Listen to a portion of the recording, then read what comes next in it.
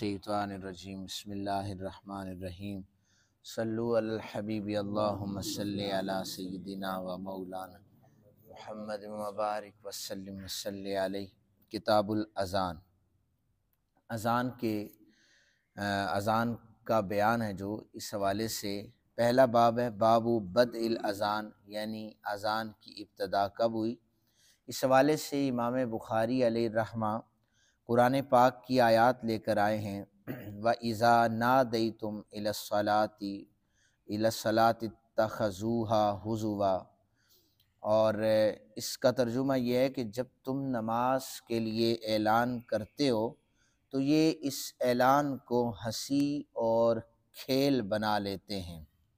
ذَلِكَ وَلَعِبًا ذَلِكَ بِأَنَّهُمْ قَوْمٌ لَا يَعْقِلُونَ، اور یہ اس اعلان کو ہنسی اور کھیل بھی بنا لیتے ہیں اس وجہ سے کہ یہ لوگ بے عقل ہیں۔ قرآن حکیم نے جنہوں نے اذان کی آواز سن کر مسجد کی طرف توجہ نہ دی، مسجد کی طرف نہ آئے، انہیں بے عقل کہا ہے۔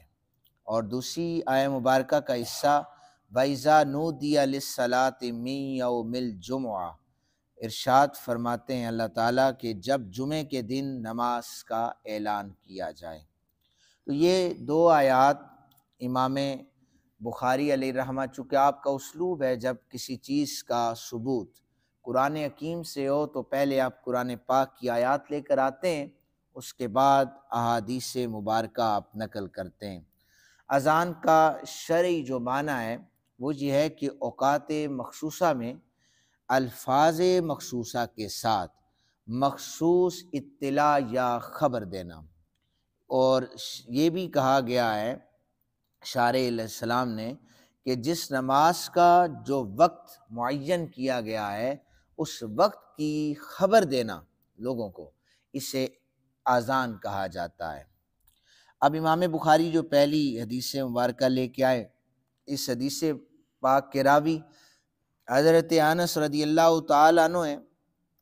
آپ بیان کرتے ہیں کہ لوگوں نے آگ جلانے، ناقوس بجانے کا ذکر کیا، تو انہوں نے پھر یہ ذکر کیا کہ یہ جو ناقوس ہے، یہ جو آگ جلائی جاتی ہے، یہ مجوس کا طریقہ ہے، اور ناقوس ایک لکڑی، چھوٹی لکڑی لے کر بڑی لکڑی پر مارا جاتا تھا تاکہ لوگوں کو متنبہ کیا جائے کہ وقت نماز ہو چکا ہے۔ تو ایسی صورت میں لوگوں کو بلایا جاتا تھا، چونکہ یہ طریقہ کار یہود و نصارہ اور مجوس کے تھے، تو سید عالم صلی اللہ علیہ وآلہ وسلم نے حضرت بلال حبشی رضی اللہ تعالیٰ عنہ کو یہ حکم دیا کہ وہ دو مرتبہ اذان کے کلمات کہیں۔ حضرت انس رضی اللہ تعالیٰ عنہ آپ مزید آگے بیان کرتے ہیں، اس حدیث مبارکہ کو علامہ بدر الدین عینی رحمۃ اللہ تعالیٰ علیہ نے عمدۃ القاری میں نقل کیا ہے، اور یہ شارح بخاری ہیں۔ آپ نے ذکر کیا ہے کہ سید عالم صلی اللہ علیہ وآلہ وسلم کے پاک زمانے میں جب نماز کا وقت آ جاتا تو ایک آدمی راستے میں یہ پکارتا ہوا دوڑتا، الصلاۃ الصلاۃ۔ لوگوں پر یہ طریقہ شاق گزرا، لوگوں نے کہا کہ کاش ہم ناقوس بنا لیتے، یعنی ایک بڑی لکڑی پر چھوٹی لکڑی کو مارا جاتا۔ سید عالم صلی اللہ علیہ وآلہ وسلم نے فرمایا یہ یہود و نصارہ کا طریقہ ہے۔ انہوں نے کہا ہم کسی بلند جگہ پر آگ کو روشن کریں گے، آگ کے شعلوں کو بھڑکتا ہوا دیکھ کر لوگوں کو یہ پتہ چلے گا کہ یہ نماز کا وقت ہے۔ نبی پاک صلی اللہ علیہ وآلہ وسلم نے فرمایا یہ مجوس کا طریقہ ہے۔ پھر آپ نے حضرت بلال رضی اللہ تعالیٰ عنہ کو بلا کر اذان دینے کا حکم جاری فرما دیا۔ اذان کے الفاظ قرآن پاک سے اذان کا جو حکم ہے وہ میں عرض کر چکا ہوں، دو آیات امام بخاری نے پیش کی۔ اب حدیث مبارکہ سنیے۔ حضرت محمد بن عبداللہ بن زید بیان کرتے ہیں کہ مجھے میرے والد حضرت عبداللہ بن زید رضی اللہ تعالی عنہ نے بتایا کہ جب سید عالم صلی اللہ علیہ وآلہ وسلم نے پہلے ناقوس لانے کا حکم ارشاد فرمایا تاکہ لوگوں کو نماز کے وقت بلایا جا سکے اور لوگ جمع ہو جائیں، تو میں یہی سوچتا رہا سوچتے سوچتے میری آنکھ لگ گئی اور میں سو گیا۔ میں نے خواب میں دیکھا کہ ایک آدمی کے ہاتھ میں ناقوس تھا۔ میں نے اس سے کہا کہ یہ کیا ہے؟ اس نے بتایا یہ ناقوس ہے، میں لوگوں کو اس سے بلاتا ہوں۔ میں نے کہا یہ مجھے دے دو، اس سے میں لوگوں کو نماز کی طرف بلاؤں گا۔ اس نے کہا کہ میں تمہیں اس سے بہتر چیز نہ بتاؤں؟ تو میں نے کہا کیوں نہیں، ضرور بتاؤ۔ اس نے کہا اللہ اکبر اللہ اکبر۔ یہ پوری اذان اس نے مجھے بتائی اور پھر اقامت کا طریقہ پورا بتایا۔ جب صبح ہوئی تو میں بیدار ہوا، میں سید عالم صلی اللہ علیہ وآلہ وسلم کی خدمت اقدس میں حاضر ہوا۔ میں نے یہ خواب دیکھا تھا اور میں نے یہ اپنا پورا خواب نبی پاک صلی اللہ علیہ وآلہ وسلم کو سنا ڈالا۔ جب میں یہ خواب سنا رہا تھا، آقا کریم صلی اللہ علیہ وآلہ وسلم کے دوسرے صحابی حضرت عمر بن خطاب رضی اللہ تعالی عنہ اپنی چادر کو گھسیٹتے ہوئے حضور کی بارگاہ میں تشریف لے آئے۔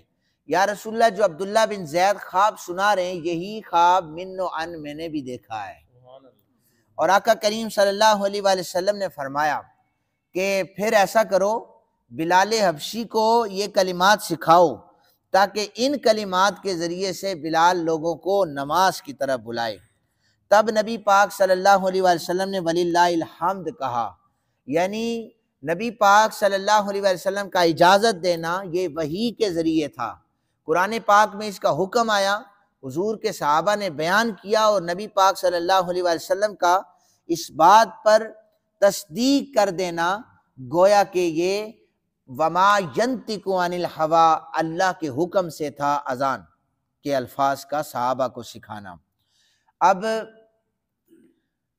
اذان کے الفاظ دو دو دفعہ ہیں جو ہم سنتے ہیں، اقامت کے بھی الفاظ دو دو دفعہ ہیں، ایک دفعہ نہیں ہے، یاد رکھیں۔ اب میں احادیث مزید پڑھ رہا ہوں۔